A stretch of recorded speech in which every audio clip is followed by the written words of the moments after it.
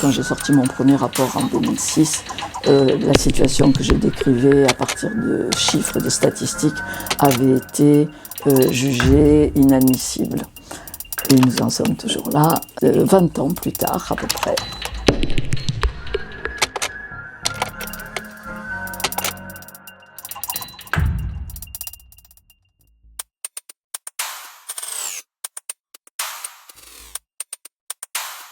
Je crois que ces deux termes mettent l'accent d'une part sur le fait que ces violences à l'égard de femmes, d'hommes, de personnes transgenres dont on a moins parlé, mais aussi à l'égard de personnes racisées, en surpoids, etc., ne sont pas des accidents, mais s'exercent dans le cadre d'un système et d'une organisation du secteur culturel qui non seulement favorise ces violences, mais dont ces violences sont un peu je dirais presque le matériau de travail. Donc ce ne sont pas des hasards, c'est un système, ce sont des faits de société et non pas des faits divers. Donc un système qu'on appelle le patriarcat, qui est un système de valeurs et un système de domination, puisque ces valeurs opposent en gros des gens qui ont le pouvoir et des gens qui le subissent. Et donc on peut parler de sexisme pour ce qui concerne le pouvoir des hommes sur les femmes, le racisme pour le pouvoir des blancs sur les personnes racisées, le validisme pour la manière dont les personnes valides maltraitent les personnes invalides, classisme, les gens qui ont le pouvoir économique contre ceux qui ne l'ont pas, ce qui permet aux autres de l'avoir, l'agisme à l'égard des personnes âgées, mais aussi ce qu'on a appelé à certains moments le racisme anti-jeune, et ça continue. Et puis, alors j'ai pas trouvé de mot en isme pour qualifier le pouvoir des adultes sur les enfants avec les toute maltraitance, y compris celle de la pédophilie. Donc voilà pour le système. Ce système, évidemment, c'est un système mis en place de manière tout à fait volontaire par ceux qui se sont organisés pour prendre et garder le pouvoir. Alors la forme la plus récente, on peut dire que c'est le capitalisme qui a produit à la fois le colonialisme et l'ensemble de ces dominations dont on vient de parler. Et puis, on a parlé de violence endémique. Et endémique, ça veut dire propre à un milieu qui se développe particulièrement dans un milieu, même si tous les milieux sont concernés, mais il est vrai que le milieu de la culture, de l'art et de la culture est particulièrement exposé et favorable à ces violences. Et là aussi, ces violences sont le moteur des activités de ce secteur. Alors, dans l'un et l'autre cas, alors là je ne sais pas si on peut parler de système, de systémique ou d'endémique, mais il y a un premier point qu'il faut bien voir, c'est que ces violences s'exercent plus particulièrement sur des personnes qui sont en précarité économique ou en risque de l'être, c'est-à-dire des personnes qui n'ont pas les moyens financiers, d'abord pour être reconnues comme des pères, mais on va dire pas vraiment reconnus comme des êtres à considérer à l'égal de ceux qui ont ce pouvoir économique.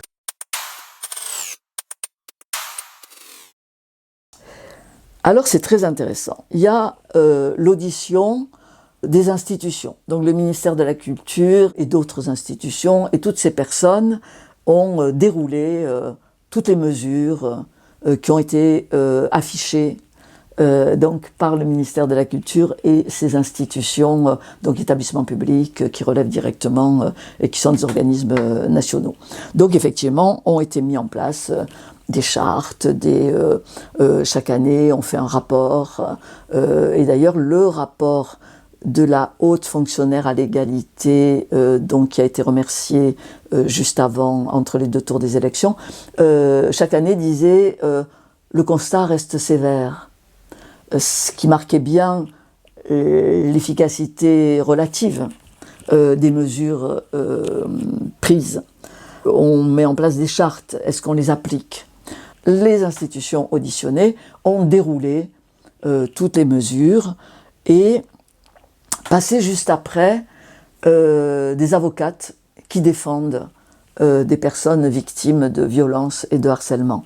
Et leur témoignage était extrêmement émouvant, extrêmement précis, et rétrospectivement, l'audition qui a précédé, cette audition-là faisait apparaître combien les personnes qui affichaient des politiques étaient dans aucune compréhension intime et émotionnelle de ce pourquoi on mettait en place ces mesures.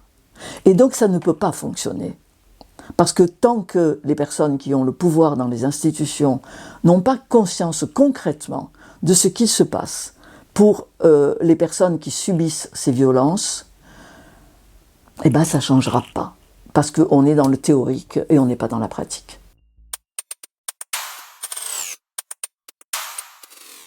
Je crois que ça c'est lié à l'invention de ce qui a été présenté de manière très intéressante dans une exposition au Louvre en 2019, qui n'a pas été vue parce que ça a fermé pour cause de confinement. Mais il y a un catalogue intéressant qui s'appelle La figure de l'artiste, c'était le titre de l'exposition, où on explique que la figure de l'artiste a été inventée à un moment, alors que l'art était produit en atelier, donc de manière collective, et à un moment, Renaissance on va dire, alors je ne suis pas très historienne, où on a inventé que dans ces ateliers, un individu, qui était rarement une, allait signer pour tout le monde. Et donc c'est là qu'on invente la figure de l'artiste. J'écoutais récemment des chercheuses dans un lieu de résidence d'artistes qui se trouve dans la Creuse, qui s'appelle la Métive. Et ces deux personnes, Pauline Vigier et Nathan Benkemoun, déclaraient que l'artiste, le grand artiste qui signe et qui est reconnu pour son génie, c'est terminé. J'étais très heureuse de le leur entendre dire. Alors je pense qu'ils vont agoniser encore quelques temps, mais historiquement, je crois qu'on pourrait acter aujourd'hui que cette période qui existe depuis la création de la figure de l'artiste est en train de se terminer. Et c'est cette figure de l'artiste qui, au XIXe siècle, avec la fin de Dieu, est devenu le Dieu vivant et donc la figure du génie et le culte du génie, qui jouait en outre et qui continue. Et c'est un des endroits où s'inscrivent les violences, le rôle de Pygmalion pour faire exister des modèles, que ce soit des modèles pour les peintres et les sculpteurs ou des modèles au cinéma, enfin les actrices de cinéma et de théâtre. Donc voilà, c'est ce tout pouvoir donné à un individu qui signe, y compris effectivement, alors on peut imaginer que quelqu'un qui peint une toile tout seul puisse signer, ou qui sculpte tout seul, encore c'est plus compliqué parce que après il y a le moulage et tout ça, qui c'est qui fait le travail technique, mais dans le domaine du théâtre et du cinéma, qu'un individu appose sa signature sur une œuvre dont tout le monde sait qu'elle est collective, c'est quand même très problématique. Et ça permet donc, je renvoie là au livre de Geneviève Cellier, Le culte de l'auteur ou les dérives du cinéma français, où elle rebalaye l'histoire du cinéma depuis son invention par des femmes. Et l'autre chose, c'est que dans tous les domaines artistiques, le corps est en jeu. Et le corps, le psychisme et l'émotion. Donc les personnes qui ont le pouvoir jouent de ça, et les personnes qui ne l'ont pas mettre leur corps, leur psychisme, leurs émotions à disposition du maître. Voilà pourquoi ces questions et d'inégalité, de discrimination et de violence, encore une fois, toutes sortes de discrimination et toutes formes de violence sont particulièrement importantes dans le domaine des arts et de la culture. Et j'ajouterai qu'il y a une dimension qui fait que c'est absolument essentiel de s'en préoccuper, c'est que c'est un milieu qui produit des représentations, et les représentations racontent des histoires et indiquent où est le bien et où est le mal, et où est ce qu'on peut faire et ce qu'on ne peut pas faire.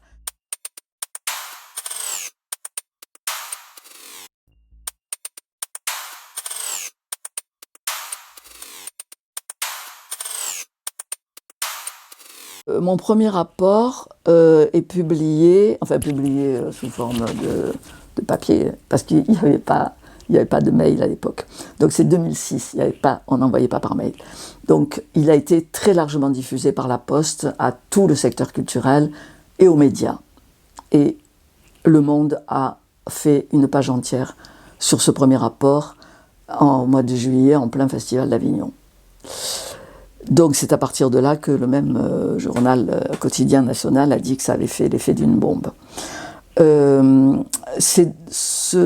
donc j'en sors un autre en 2009 pour dire, oui, ça a bien fait l'effet d'une bombe, mais on ne voit pas ce que ça a changé, et aucune politique, aucune des préconisations que j'avais faites n'a été reprise par le ministère de la Culture, donc ce deuxième rapport fait le... Mais revenons sur le premier. Le premier, il a eu, outre cet effet-là, que à partir de là, j'ai organisé des groupes de travail non mixtes au ministère de la Culture pour creuser les questions qui étaient posées par ces rapports. Et moi, je crois que parmi les témoignages que j'ai eus, certains, il y en a eu plusieurs qui m'ont paru particulièrement importants, de femmes qui m'ont dit avoir pleuré à la lecture de ce rapport, et avoir répondu à qui leur disait « mais enfin pourquoi tu pleures, c'est ce que tu racontes depuis tellement longtemps », et avoir répondu « je ne suis plus seule ». Et une espèce de soulagement et de moments où toute cette douleur tout d'un coup peut se dire, parce que effectivement c'est un fait, c'est écrit, alors c'était écrit dans des statistiques, quand même,